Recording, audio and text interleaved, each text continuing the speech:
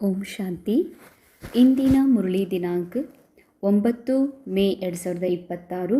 ಮುರಳಿ ಮಹಾವಾಕ್ಯಗಳು. ಮೀಠೆ ಬಚ್ಚೆ, तुम यहाँ आए हो सेल्फ रियलाइज करने. तुम अपने को आत्मा समझ परमात्मा बाबा से सुनो. देही अभिमानी रहने का ಅಭ್ಯಾಸ ಕರೋ. ಮಧುರ ಮಕ್ಕಳೇ, ತಾವು ಇಲ್ಲಿಗೆ ಬಂದಿರೋದೇ ಸೆಲ್ಫ್ ರಿಯಲೈಸ್ ಮಾಡಿಕೊಳ್ಳೋದಕ್ಕಾಗಿ. ಅಂದ ಮೇಲೆ ತಮ್ಮನ್ನು ಆತ್ಮ ಅಂತ ತಿಳಿದು ಪರಮಾತ್ಮ ತಂದೆ ಹೇಳುವುದನ್ನು ಕೇಳಿಸ್ಕೊಳ್ರಿ. ದೇಹಿ ಅಭಿಮಾನಿಯಾಗುವ ಅಭ್ಯಾಸ ಮಾಡಿರಿ. ಬಾಬಾ ಹೇಳ್ತಾರೆ, ಬಹಳ ಜ್ಞಾನದ ಬೇಸಿಕ್ ಮಾತು ಮತ್ತು ಬಹಳ ಸೂಕ್ಷ್ಮವಾಗಿರುವಂತಹ ಗುಹ್ಯ ಮಾತುಗಳನ್ನು, ಮಹಾವಾಕ್ಯಗಳನ್ನು ಬಾಬಾ ಹೇಳ್ತಾ ಇದ್ದಾರೆ. ತಾವು ಬಾಬಾನ ಹತ್ರ ಬಂದಿರೋದೇ ಸೆಲ್ಫ್ ರಿಯಲೈಸ್ ಮಾಡ್ಕೊಳ್ಳೋದಕ್ಕೆ, ಅಂದರೆ ಆತ್ಮ ಸಾಕ್ಷಾತ್ಕಾರ, ಆತ್ಮದ ಸತ್ಯದ ಅನುಭವ ಮಾಡೋದಕ್ಕಾಗಿ ತಾವು ಬಂದಿರಿ. ಅಂದಮೇಲೆ ಇಲ್ಲಿ ಮೊದಲು ತಾವು ಆತ್ಮ ಅಂತ ತಿಳ್ಕೊಳ್ರಿ. ಆತ್ಮ ಅಂತ ತಿಳ್ಕೊಳ್ರಿ ಎನ್ನುವಂಥದ್ದು ಎಷ್ಟು ಸರಳ ಸಹಜ ಇದೆಯೋ ಅಷ್ಟೇ ಅದರ ಹಿಂದೆ ರಹಸ್ಯ ಇದೆ. ಆತ್ಮ ಅಂತ ಯಾಕೆ ತಿಳ್ಕೊಳ್ರಿ ಅಂತಂದರೆ, ಈ ಮನಸ್ಸು ಬರೀ ಆತ್ಮ ಅಂತ ತಿಳ್ಕೊತಾ ಇಲ್ಲ. ಬರೀ ಆತ್ಮ ಅಂತ ತಿಳ್ಕೊಳ್ಳೋದ್ರ ಹಿಂದಿನ ಮಾತು ಅಂತಂದರೆ, ನಾನು ಭಾಳಷ್ಟು ತಿಳ್ಕೊಂಡಿದ್ದೀನಿ ಅಂತ. ಈ ಮನಸ್ಸು ಭಾಳಷ್ಟು ತಿಳ್ಕೊಂಡಿದೆ ತನಗ. ಏನಂತ? ದೇಹ ಅಂತ, ಸ್ತ್ರೀ ಅಂತ, ಪುರುಷ ಅಂತ, ಎತ್ತರ, ದಪ್ಪ, ಹುಷಾರಿ, ಯುವಕ ಅಂತ, ಮುದುಕಿ ಅಂತ, ಮುದುಕ ಅಂತ, ಅಥವಾ ಬಿಸ್ನೆಸ್ ಮ್ಯಾನ್ ಅಂತ, ಡಾಕ್ಟರ್ ಅಂತ, ಹೀಗೆ ಅನೇಕ ಉದ್ಯೋಗಗಳನ್ನು, ಅನೇಕ ಸಂಬಂಧಗಳನ್ನು, ನಾನು ಮದರ್ ಇದ್ದೀನಿ, ಫಾದರ್ ಇದ್ದೀನಿ, ಡಾಟರ್ ಇದ್ದೀನಿ, ಹೀಗೆ ಅನೇಕ ಸಂಬಂಧ, ಅನೇಕ ಕರ್ತವ್ಯಗಳು, ಅನೇಕ ವಿಶೇಷತೆಗಳು, ಅನೇಕ ರೀತಿಯ ದೇಹಭಾನದ ಸೂಕ್ಷ್ಮ ಏನೆಲ್ಲ ಸ್ವರೂಪಗಳಿವೆಯೋ ಅದೆಲ್ಲವನ್ನು ತಿಳ್ಕೊಂಡಿರೋದ್ರಿಂದ ಬಾಬಾ ಹೇಳ್ತಾರೆ, ಸೆಲ್ಫ್ ಅಂದರೆ ಸ್ವಯಂ. ಯಾವುದು ನನ್ನದಾಗಿತ್ತು ಅದನ್ನು ನಾನಂತ ತಿಳ್ಕೊಂಡಿದ್ದೀನಿ. ಆದರೆ ಯಾವುದು ನಿಜವಾಗಿಯೂ ನಾನೇನಿದ್ದೀನಿ ಅದನ್ನು ನಾನು ರಿಯಲೈಸ್ ಮಾಡ್ಕೊಳ್ಬೇಕು, ಅದರ ಸಾಕ್ಷಾತ್ಕಾರ ಮಾಡಿಕೊಳ್ಬೇಕು ಅಂತಂದರೆ ಮೊಟ್ಟ ಮೊದಲು ಇಲ್ಲಿವರೆಗೆ ಏನೆಲ್ಲ ನಾನು ಅಂತ ತಿಳ್ಕೊಂಡಿದ್ದೀನಿ ಅದೆಲ್ಲವೂ ಅಸತ್ಯ. ಡ್ರಾಮಾದೊಳಗೆ ಸಿಕ್ಕಿರುವಂತಹ ಪಾತ್ರಗಳನ್ನು, ವಿಶೇಷತೆಗಳನ್ನು ನಾನಂತ ತಿಳ್ಕೊಂಡಿದ್ದೀನಿ. ಅದಕ್ಕೀಗ ರಿಯಲ್ ಮೀ, ನಾನು ಅಂದರೆ ಆತ್ಮ ಅಂತ ಮೊದಲು ತಿಳ್ಕೊ, ನಂತರ ಪರಮಾತ್ಮ ಹೇಳೋದನ್ನು ಕೇಳು ಅಂತ. ಇದು ಬಹಳ ಸೂಕ್ಷ್ಮ ಮಾತು. ಯಾಕೆ ಅಂದರೆ ನಾವು ಬಹಳಷ್ಟು ಕೇಳಿದ್ದೀವಿ, ಬಹಳ ಸಂಬಂಧಿಗಳು ಹೇಳೋದನ್ನು ಕೇಳಿದ್ದೀವಿ, ಬಹಳಷ್ಟು ನನ್ನವರು ಅಂದ್ಕೊಂಡಂತಹ ಈ ಮನಸ್ಸಿನ ತನ್ನವರನ್ನು ಮಾತನ್ನು ಕೇಳಿದೆ. ಅನೇಕ ಗುರು, ಸಂತ ಮಹಾತ್ಮರು, ಶಾಸ್ತ್ರ, ಪುರಾಣ ಎಲ್ಲರ ಮಾತು ಕೇಳಿದೆ. ಆದರೆ ಇದಕ್ಕೆ ಎಂದಿಗೂ ಕೂಡ ತನ್ನ ಸ್ವಯಂನ ಸತ್ಯದ ಅನುಭವ ಆಗೇ ಇಲ್ಲ. ಅದಕ್ಕಾಗಿ ಬಾಬಾ ಹೇಳ್ತಾರೆ, ಬಾಬಾ ಪರಮಾತ್ಮ ತಂದೆ ಹೇಳುವುದನ್ನು ಮಾತ್ರ ಕೇಳು ಮತ್ತು ದೇಹಿ ಅಭಿಮಾನಿಯಾಗುವ ಅಭ್ಯಾಸವನ್ನು ಮಾಡು. ನಿರಂತರ ದೇಹದಲ್ಲಿ ಇರ್ತಾ, ಹೀಗಲ್ಲ ಬಾಬಾ ದೇಹದಲ್ಲಿ ಇದ್ಕೊಂಡು ನನಗಾಗೋದಿಲ್ಲ, ದೇಹನೇ ಬಿಟ್ಟರೆ ಹೆಂಗ ಅಂತ ಹಿಂಗಿಲ್ಲ.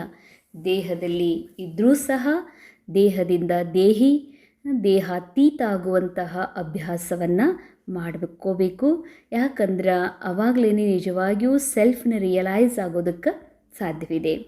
ಪ್ರಶ್ನೆ, कई बार बच्चों से कोई पूछते हैं कि तुमने आत्मा का साक्षात्कार किया है, तो तुम उन्हें कौन सा उत्तर दो? ಕೆಲವೊಮ್ಮೆ ಪದೇ ಪದೇ ಯಾರಾದರೂ ಕೇಳ್ತಾರೆ, ತಮಗೆ ಪ್ರಶ್ನೆ ಮಾಡ್ತಾರೆ, ತಾವು ಆತ್ಮ ಸಾಕ್ಷಾತ್ಕಾರ ಮಾಡ್ಕೊಂಡಿದ್ದೀರಾ ಅಥವಾ ತಮಗೆ ಆತ್ಮ ಸಾಕ್ಷಾತ್ಕಾರ ಆಗಿದೆಯಾ ಅಂತ. ಅದಕ್ಕೆ ನೀವೇನು ಉತ್ತರ ಕೊಡ್ತೀರಿ ಅಂತ ಬಾಬಾ ಕೇಳ್ತಾರೆ. ಬಾಬಾರೇ ಅವರೇ ಉತ್ತರ ಹೇಳ್ತಾರೆ, ಬೋಲೋ ಹಾಂ, हमने आत्मा का साक्षात्कार किया है. ಆತ್ಮ ಜ್ಯೋತಿರ್ಬಿಂದು ಹೈ. ಯಾರಾದರೂ ಕೇಳಿದರೆ ಅವ್ರಿಗೆ ಜರೂರು ಹೇಳ್ರಿ, ಹಾಂ ನಾವು ಆತ್ಮ ಸಾಕ್ಷಾತ್ಕಾರವನ್ನು ಮಾಡ್ಕೊಂಡಿದ್ದೀವಿ. ಆತ್ಮ ಜ್ಯೋತಿರ್ಬಿಂದು ಸ್ವರೂಪಿದೆ. ಆತ್ಮ ಮೇ ಹಿ ಅಚ್ಚೆ ಯಾ ಬುರೆ ಸಂಸ್ಕಾರ ಹೇ. ಆತ್ಮ ಕಿ ಸಾರಿ ನಾಲೆಜ್ ಅಭಿ ಹಮೇ ಮಿಲಿ ಹೇ. ಅವರಿಗೆ ಹೇಳ್ರಿ, ನಮಗೆ ಆತ್ಮ ಸಾಕ್ಷಾತ್ಕಾರ ಆಗಿದೆ, ಆತ್ಮದ ಒಂದು ಸತ್ಯದ ಬೋಧವಾಗಿದೆ, ಆತ್ಮನಲ್ಲಿಯೇ ಒಳ್ಳೆಯ ಕೆಟ್ಟ ಸಂಸ್ಕಾರಗಳಿರ್ತವೆ. ಅಂದರೆ ಇದರ ಅರ್ಥ ಬಾಬಾ ಆತ್ಮ ಶಬ್ದವನ್ನು ಮನಸ್ಸಿಗೂ ಆತ್ಮನಿಗೂ ಉಪಯೋಗಿಸ್ತಾರೆ. ಹೀಗಾಗಿ ಮನಸ್ಸಿನಲ್ಲಿ ಒಳ್ಳೆಯ ಕೆಟ್ಟ ಸಂಸ್ಕಾರಗಳಿವೆ, ಆತ್ಮನಲ್ಲಿ ಎಲ್ಲ ನಾಲೆಜ್ ಇದೆ. ಜಬ್ ತಕ್ ಆತ್ಮ का साक्षात्कार नहीं किया था तब तक ದೇಹ ಅಭಿಮಾನಿ ಥೇ. ಇದು ಮುಖ್ಯ ಮಾತು. ಎಲ್ಲಿವರೆಗೆ ನನಗೆ ಆತ್ಮ ಸಾಕ್ಷಾತ್ಕಾರ ಆಗಿರಲಿಲ್ಲವೋ ಅಲ್ಲಿವರೆಗೆ ನಾನು ದೇಹ ಅಭಿಮಾನದಲ್ಲೇ ಇದ್ದೆ. ಅಭಿ ಹಮೇ ಪರಮಾತ್ಮ ದ್ವಾರ गॉड रियलाइजेशन और ಸೆಲ್ಫ್ ರಿಯಲೈಜೇಷನ್ ಹುವಾ ಹೇ. ಎಲ್ಲರಿಗೂ ಕೇಳಿರುವಂಥವರಿಗೆ ಈ ಸತ್ಯವನ್ನು, ಈ ಒಂದು ತಮ್ಮ ಒಂದು ನಶೆ, ತಮ್ಮ ಖುಷಿಯ ಸಮಾಚಾರವನ್ನು ಅವಶ್ಯ ಹೇಳ್ರಿ. ನಮಗೀಗ ಪರಮಾತ್ಮನ ಸತ್ಯ ಅನುಭೂತಿಯೂ ಆಗಿದೆ ಮತ್ತು ಆತ್ಮನ ಸ್ವಯಂನ ಅನುಭೂತಿಯೂ ಆಗಿದೆ. ನಾವು ಸಾಕ್ಷಾತ್ಕಾರ ಮಾಡಿಕೊಂಡಿದ್ದೀವಿ ಅನ್ನುವಂಥದ್ದನ್ನು ಹೇಳ್ರಿ. ಯಾಕಂದರೆ ಅನೇಕರು ಪರಮಾತ್ಮನ ಬಗ್ಗೆ ಹೇಳಿಬಿಟ್ವಿ ಅಂತಂದ್ರೆ ಏನು ಪ್ರಶ್ನೆ ಕೇಳ್ತಾರೋ ಏನು ಅಂದ್ಕೊಂಡು ಇನ್ನೂ ಭಗವಂತನ ಪೂರ ತಿಳ್ಕೊಂಡಿಲ್ರಿ, ನಮ್ಗೆ ಆತ್ಮದಿಷ್ಟು ತಿಳಿದದ ಅಂತ. ಹಾಗಿಲ್ಲ, ನಾವು ಭಗವಂತನೂ ತಿಳ್ಕೊಂಡಿವಿ, ಆತ್ಮದ ಬಗ್ಗೆ ಸ್ವಯಂನ ಬಗ್ಗೆನೂ ತಿಳ್ಕೊಂಡಿದ್ದೀವಿ ಅಂತಂದಮೇಲೆ ಏನು ತಿಳ್ಕೊಂಡಿದ್ದೀವಿ ಅದನ್ನು ಅವಶ್ಯ ಎಲ್ಲರಿಗೂ ಕೇಳಿರುವಂಥವರಿಗೆ ಹೇಳ್ರಿ ಅಂತ. ಇಂದಿನ ಮುರಳಿಯ ಧಾರಣಾ ಪಾಯಿಂಟ್ಸ್. ಸವೇರೆ ಸವೇರೆ ಉಠ್ಕರ್ ವಿಚಾರ್ ಸಾಗರ್ ಮಂಥನ್ करना है. बाबा जो सुनाते हैं उसे नोट कर रिपीट करना, दूसरों को सुनाना, सबको पहले पहले बाबा का ही ಪರಿಚಯ देना है. ಬೆಳಿಗ್ಗೆ ಎದ್ದು ವಿಚಾರ ಸಾಗರ ಮಂಥನ ಮಾಡಿರಿ. ಬಾಬಾ ಏನು ಹೇಳ್ತಾರೆ ಅದನ್ನು ಮೊದಲು ನೋಟ್ ಮಾಡಿಕೊಡ್ರಿ, ಅನ್ಯರಿಗೂ ಹೇಳ್ರಿ. ಮೊಟ್ಟ ಮೊದಲು ತಂದೆ ಪರಿಚಯವನ್ನು ಕೊಡ್ರಿ. ಬಾಬಾ ಹೇಳ್ತಾರೆ ಬೆಳಿಗ್ಗೆ ಏಳ್ರಿ, ಅರ್ಥಾತ್ ಇದು ಬೆಳಗಿನ ಜಾವ. ಒಬ್ಬ ಪುರುಷಾರ್ಥಿಗೆ ಅಮೃತ ವೇಳೆಯ ಏನು ಟೈಮ್ ಇದೆ, ಯಾವುದು ಬೆಳಗಿನ 2 ಗಂಟೆಯಿಂದ 4:30 5 ಗಂಟೆವರೆಗೆ, ಅದಕ್ಕೆ ಅವ್ರು ತಿಳ್ಕೊತಾರೆ ಅಮೃತ ವೇಳ ಬೆಳಗಿನ ಜಾವ ಅಂತ. ಆದರೆ ಒಬ್ಬ ತೀವ್ರ ಪುರುಷಾರ್ಥಿ, ಒಬ್ಬ ಸೂಕ್ಷ್ಮ ಪುರುಷಾರ್ಥಿಗಾಗಿ ಬೆಳಿಗ್ಗೆ ಅಂತಂದರೆ ಪೂರಾ ಸಂಗಮಯುಗ, ಪೂರಾ ದಿನ, ಪೂರಾ ಕ್ಷಣಗಳು ಏಳ್ರಿ. ಅರ್ಥಾತ್ ಅಪ್ನಿಕೋ ಅವೀರ್ ಕರ್ನಾ, ಸದಾ ಜಾಗೃತಿರ್ರಿ ಅಂತ. ಏಳ್ರಿ ಅಂದರೆ ಕೇವಲ ನಿದ್ರೆಯಿಂದ ಏಳ್ರಿ ಅನ್ನೋ ಮಾತು ಹೇಳ್ತಿಲ್ಲ ಬಾಬಾ. ಸವೇರೆ ಸವೇರೆ ಉಠನ, ಅರ್ಥಾತ್ ಇದು ಬೆಳಗಿನ ಜಾವ, ಇದು ಅಮೃತ ವೇಳೆ ಟೈಮ್ ನಡೀತಾ ಇದೆ, ಅದಕ್ಕೆ ಸದಾ ಜಾಗೃತಿರ್ರಿ, ಸದಾ ವಿಚಾರ ಸಾಗರ ಮಂಥನವನ್ನು ಮಾಡಿರಿ. ಮತ್ತು ಬಾಬಾ ಹೇಳಿರುವ ಪ್ರತಿಯೊಂದು ಮಾತನ್ನು ಬುದ್ಧಿಯಲ್ಲಿ, ಕೇವಲ ನೋಟ್ಬುಕ್ನಲ್ಲಿ ಅಲ್ಲ, ಬುದ್ಧಿಯಲ್ಲಿ ನೋಟ್ ಮಾಡಿಕೊಡ್ರಿ, ಮತ್ತೆ ಅದನ್ನು ರಿಪೀಟ್ ಮಾಡಿರಿ, ಅನ್ಯರಿಗೂ ಹೇಳ್ರಿ. ಮೊಟ್ಟ ಮೊದಲು ಬಾಬನ ಪರಿಚಯ ಎಲ್ಲರಿಗೂ ತಿಳಿಸ್ಕೊಡ್ರಿ. ಸೆಕೆಂಡ್ ಪಾಯಿಂಟ್, पावन दुनिया में चलने के लिए इस पतित दुनिया से बुद्धि योग निकाल देना है. ಪಾವನ ಜಗತ್ತಿಗೆ ಹೋಗಬೇಕು ಅಂದರೆ ಪತಿತ ಜಗತ್ತಿನ ಜೊತೆಗಿನ ಬುದ್ಧಿ ಯೋಗವನ್ನು ತೆಗಿಬೇಕಾಗಿದೆ. ಬಹಳ ಸೂಕ್ಷ್ಮ ಗುಹ್ಯ ಮಹಾವಾಕ್ಯ. ಪಾವನ ಜಗತ್ತಿಗೆ ಹೋಗಬೇಕು ಅಂದರೆ, ಪಾವನ ಜಗತ್ತು ಯಾವುದು? ಆತ್ಮನ ಮೂಲ ಸ್ಥಿತಿ. ಪತಿತ ಜಗತ್ತು ಅಂದರೆ ಈ ಸದ್ಯದ ಕಲಿಯುಗಿ, ಅರ್ಥಾತ್ ದೇಹಭಾನದ ಏನು ಸ್ಥಿತಿ ಇದೆ, ಇದು ಕಲಿಯುಗಿ ಪತಿತ ಜಗತ್ತಿನ ಒಂದು ದುನಿಯಾ. ಎಲ್ಲಿದೆ? ಮೈಂಡ್ ಒಳಗೆ. ಅದಕ್ಕೆ ಈ ಮನಸ್ಸು ಕಲಿಯುಗಿ ಪತಿತ ಜಗತ್ತಿನಲ್ಲಿದೆ, ಅದಕ್ಕೆ ದುಃಖಿ ಇದೆ, ಅಶಾಂತ ಆಗಿದೆ, ಅಥವಾ ಅನ್ಕಂಫರ್ಟ್ ಫೀಲ್ ಮಾಡ್ತಾ ಇದೆ, ಅಥವಾ ಸದಾ ತನ್ನನ್ನು ತಾನು ಕೀಳು ಭಾವದೊಳಗೆ, ಅಥವಾ ತನ್ನನ್ನು ತಾನು ಭಾಳ ಹಿಂದಿದ್ದೀನಿ, ಭಾಳ ನನಗೆ ನಾನು ಕಮ್ಮಿದ್ದೀನಿ ಅನ್ನುವಂಥ ಫೀಲ್ ಮಾಡ್ಕೊಳ್ತಾ ಇದೆ. ಯಾಕಂದರೆ ಕಲಿಯುಗದ ಮೈಂಡ್. ಅದಕ್ಕೆ ಬಾಬಾ ಕಲಿಯುಗದ ಮೈಂಡ್ಸೆಟ್ಟಿಂದ, ಕಲಿಯುಗದ ದುನಿಯಾದಿಂದ ನಾವು ವಾಪಸ್ ಸತ್ಯುಗದ ದುನಿಯಾ, ಅರ್ಥಾತ್ ಎಲ್ಲಿ ಸತ್ಯತೆ ಇದೆ, ಎಲ್ಲಿ ಸದಾ ಅವಿನಾಶಿತನ ಇದೆ, ಎಲ್ಲಿ ಶಾಶ್ವತತೆ ಇದೆ, ಅಂಥ ಜಗತ್ತಿಗೆ ಹೋಗ್ರಿ. ಅಂದರೆ ಆ ಜಗತ್ತಿಗೆ ಹೋಗಬೇಕು ಅಂದ್ರೇ ಹಳೆಯ ಜಗತ್ತಿನ ಜೊತೆಗೇನೇನು ಈ ಮನಸ್ಸು ಬುದ್ಧಿ ಕನೆಕ್ಟ್ ಆಗಿದೆ, ಇದನ್ನು ಸತ್ಯ ಅಂತ ತಿಳ್ಕೊಂಡಿದೆ, ಇದೆಲ್ಲವೂ ಡ್ರಾಮಾದೊಳಗಿಂದು, ಇದು ಏನು ಮಾಯಿನಾಯಿ ನೈ ರಕ್ತ, ಅರ್ಥಾತ್ ಇದು ನನ್ನ ಸಂಬಂಧವೇ ಇಲ್ಲ, ಇದು ಏನಾಗಬೇಕು ಆಗ್ತದ, ಅದು ಅದೇ ಆಗ್ತದ, ಅದು ಆಗಿಯೇ ತೀರ್ತದ, ಆದರೂ ಕೂಡ ನಾವು ಏನೋ ಚೇಂಜ್ ಮಾಡಬಲ್ಲೆವು ಅಂತ ಇದೆ. ಅದಕ್ಕೆ ಬಾಬಾ ಹೇಳ್ತಾರೆ, ಈ ಪತಿತ ಜಗತ್ತು ಇದ್ರ ಮೇಲಿನ ಬುದ್ಧಿಯೋಗವನ್ನು ತೆಗೆದು ಕೇವಲ ಪಾವನ್ ಜಗತ್ತಿನ ಜೊತೆಗೆ ಜೋಡಿಸ್ರಿ. वरदान नंबर 1, बिजनेसमैन बन एक एक सेकंड या संकल्प में कमाई जमा करने वाले पदमपति भव. ನಂಬರ್ 1, ಬಿಸ್ನೆಸ್ಮ್ಯಾನ್ ಆಗಿ ಒಂದೊಂದು ಸೆಕೆಂಡ್ ಅಥವಾ ಸಂಕಲ್ಪದಲ್ಲಿ ಗಳಿಕೆ ಜಮಾ ಮಾಡಿಕೊಳ್ಳುವಂತಹ ಪದಂಪತಿಗಳು ಆಗ್ರಿ. ನಂಬರ್ 1 बिजनेसमैन वह है जो स्वयं को बिजी रखने का तरीका जानता है. ನಂಬರ್ 1 ಬಿಸ್ನೆಸ್ಮ್ಯಾನ್ ಆಗೋದು ಅಂತಂದರೆ ಸ್ವಯಂವನ್ನು ಸದಾ ಬ್ಯುಸಿಯಾಗಿಟ್ಕೊಳ್ಳುವಂತಹ ರೀತಿಯನ್ನು ತಿಳ್ಕೊಂಡಿರ್ತಾರೆ. बिजनेसमैन अर्थात जिसका एक संकल्प भी व्यर्थ न जाए, हर संकल्प में कमाई हो. ಅಂಡರ್ಲೈನ್, ಬಹಳ ಸೂಕ್ಷ್ಮ, ಬಹಳ ದಿವ್ಯ ಮಹಾವಾಕ್ಯ. ಬಾಬಾ ಹೇಳ್ತಾರೆ, ಬಿಸ್ನೆಸ್ಮ್ಯಾನ್ ಆಗೋದು ಅಂತಂದರೆ ಸ್ವಯಂವನ್ನು ಬ್ಯುಸಿ ಇಟ್ಕೊಳ್ಳೋದು. ಸ್ವಯಂ ಅರ್ಥಾರ್ಥ ಇಲ್ಲಿ ಸ್ವಯಂನಲ್ಲಿ ಆತ್ಮ ಅಥವಾ ಮನಸ್ಸು. ಈ ಮನಸ್ಸು ಇಷ್ಟು ಬ್ಯುಸಿ ಇರಬೇಕಲ್ಲ, ಎದರಲ್ಲಿ ಸ್ವಯಂನ ಸತ್ಯದ ಅನುಭವ ಮಾಡೋದರಲ್ಲಿ ಅಥವಾ ಬಾಬಾರ ಮಹಿಮೆ ಮಾಡೋದರಲ್ಲಿ. ಹೀಗೆಲ್ಲ ಬ್ಯುಸಿ ಇಡೋದು ಅಂದರೆ ಏನಾದರೂ ಒಂದು ವಿಚಾರ ಮಾಡಬೇಕು, ಏನಾದರೂ ಒಂದು ಚಿಂತನೆ ಮಾಡ್ತಾ ಇರಬೇಕು, ಸೇವಾ ಹೇಗಾಗಬೇಕು, ಹೇಗೆ ಆತ್ಮ ಉನ್ನತಿ ಮಾಡ್ಕೊಳ್ಬೇಕು ಅಂತ. ಹೀಗಲ್ಲ, ಬ್ಯುಸಿ ಇಟ್ಕೊಳ್ಳೋದು ಅಂದರೆ ಈ ಬುದ್ಧಿ ಮತ್ತು ಮನಸ್ಸು ನಿರಂತರ ತಂದೆಯ ದಿವ್ಯ ಸ್ಮೃತಿಯಲ್ಲಿ ಇರೋದು. ಅದಕ್ಕೆ ಬಾಬಾ ಹೇಳ್ತಾರೆ, ಬಿಸ್ನೆಸ್ಮ್ಯಾನ್ ಅರ್ಥಾರ್ಥ ಅವರ ಒಂದು ಸಂಕಲ್ಪನೂ ವ್ಯರ್ಥ ಆಗೋದಿಲ್ಲ. ಪ್ರತಿ ಸಂಕಲ್ಪದಲ್ಲಿ ಗಳಿಕೆ ಇರ್ತದೆ. ಗಳಿಕೆ ಯಾವಾಗ ಆಗಕ್ಕೆ ಸಾಧ್ಯ?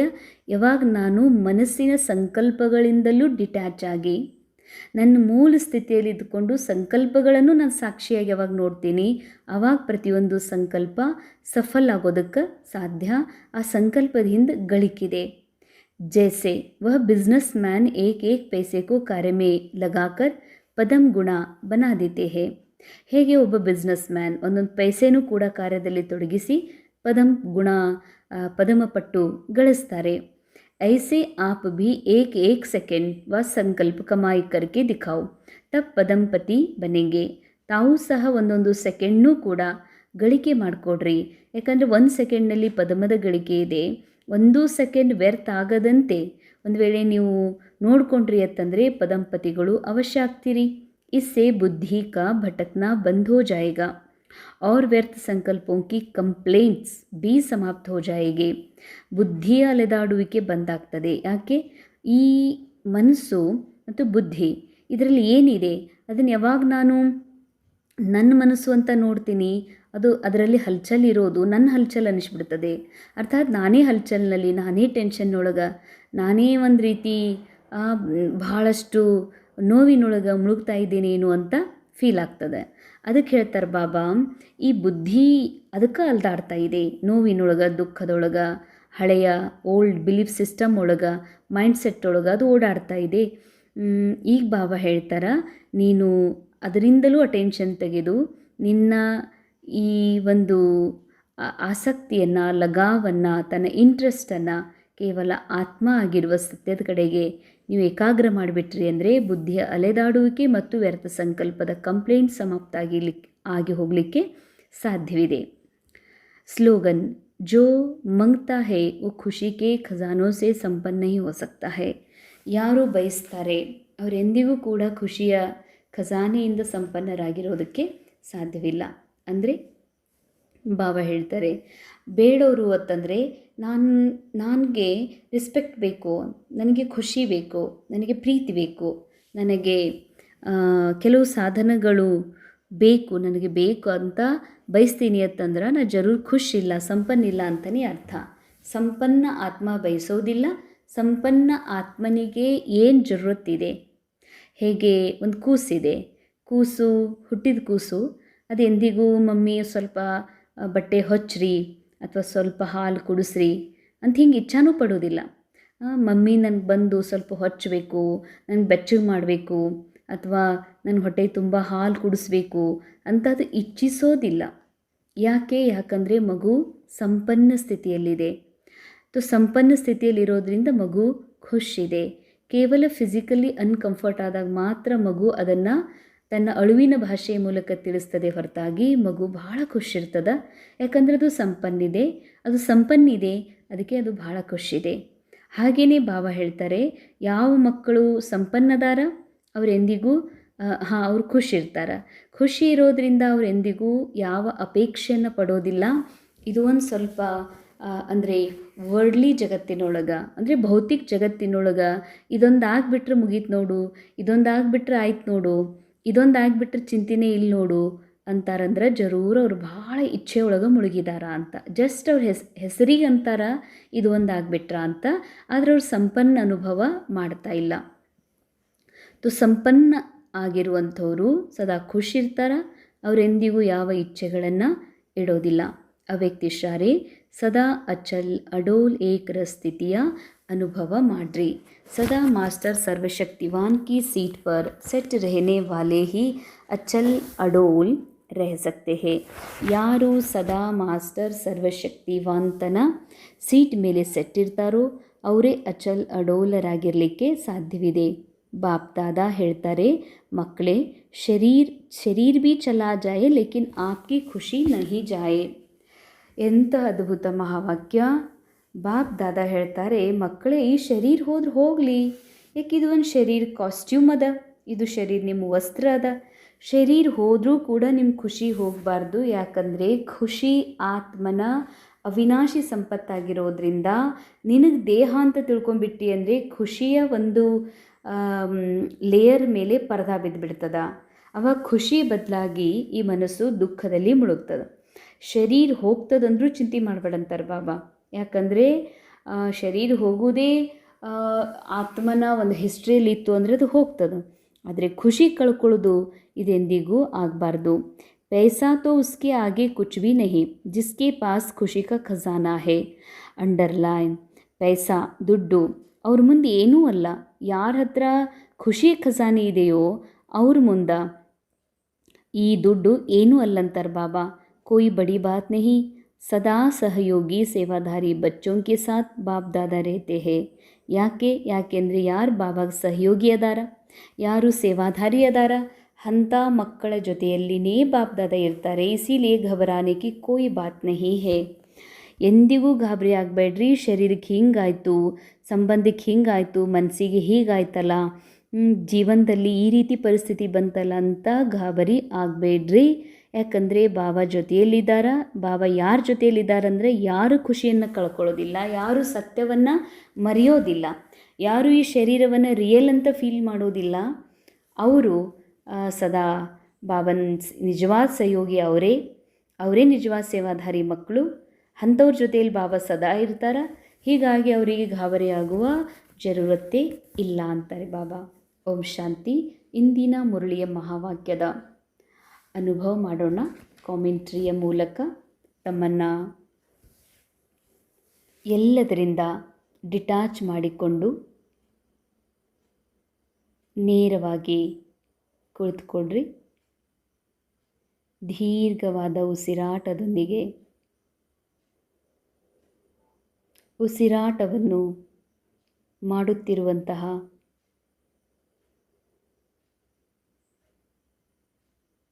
ಉಸಿರನ್ನು ಕೂಡ ನೋಡುತ್ತಿರುವ ಸಾಕ್ಷಿ ದೃಷ್ಟ ಆತ್ಮ ನಾನು.